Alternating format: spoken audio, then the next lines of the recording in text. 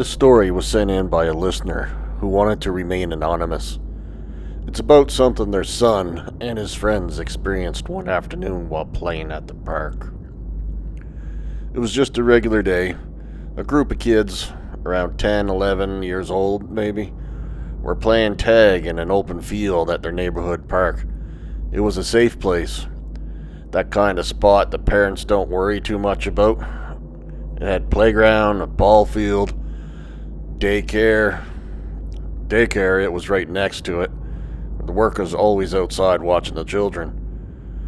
But one day, something happened. Someone showed up. The kids first noticed him when he stumbled out onto the field from behind the tree line over at the edge of the park.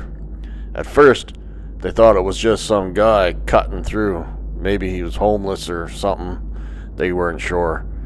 But right away, something about him was off. He wasn't wearing a shirt. His skin was dirty, covered in scratches he was. He was muttering to himself too, loud enough for the kids to hear fragments of words, nonsense sentences, broken phrases, and then suddenly bursts of laughter. The kind of laughter that doesn't sound so happy. One of the kids said it looked like he was having an argument with someone who wasn't even there. He'd throw his head back, scream at the sky, then crouch low to the ground like he was hiding from something. The kids, well, they slowed their game and started standing there watching him, standing in the middle of the field. He didn't notice them yet, but he did. And when he did, the man's head snapped in their direction, and he hollered something they couldn't quite understand.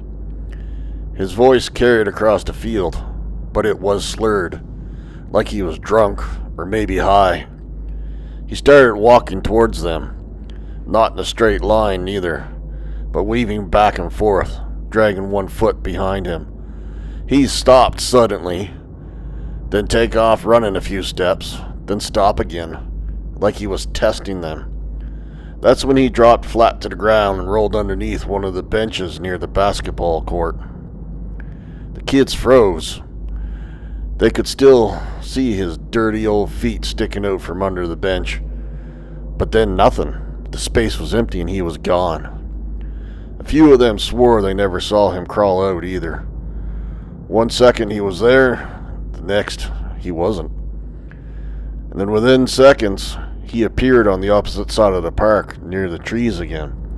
It didn't make sense. It shouldn't have taken him a couple of minutes, at least, to cross this field. But there he was, hunched over and watching them. That's when all panic set in. The kids screamed and scattered, running in different directions across the field. But the man, or whatever he was, didn't walk this time. He ran. And the way that he moved, every one of those kids said the same thing too. His feet weren't touching the ground.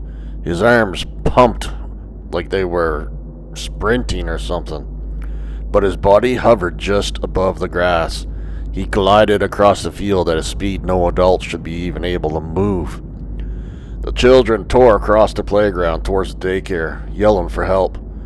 The man slowed as they got closer to the building, but he kept his eyes locked on them, pacing back and forth near the field like a predator waiting for a chance to pounce. The daycare workers rushed out when they heard the screams. They saw the man, a shirtless stranger standing in the field, muttering, swaying side to side, watching the kids. One of the workers shouted at him to leave. Another was already on the phone with the police.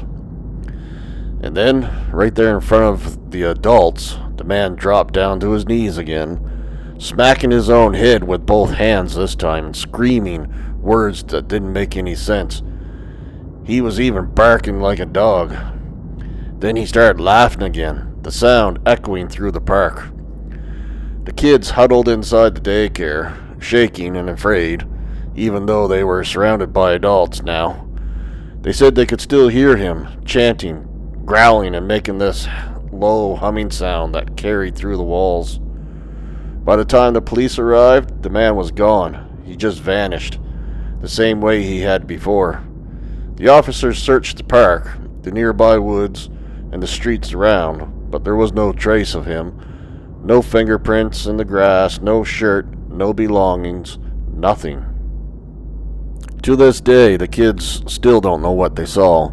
Was it just a man high on drugs, moving in a way that didn't seem natural to their eyes, or was it something else? Something that wasn't supposed to be there in the first place. One thing is for sure, none of them wanted to go back to that park ever again. Thanks for watching. If you have a story to share, email it to us at mindcodean@gmail.com.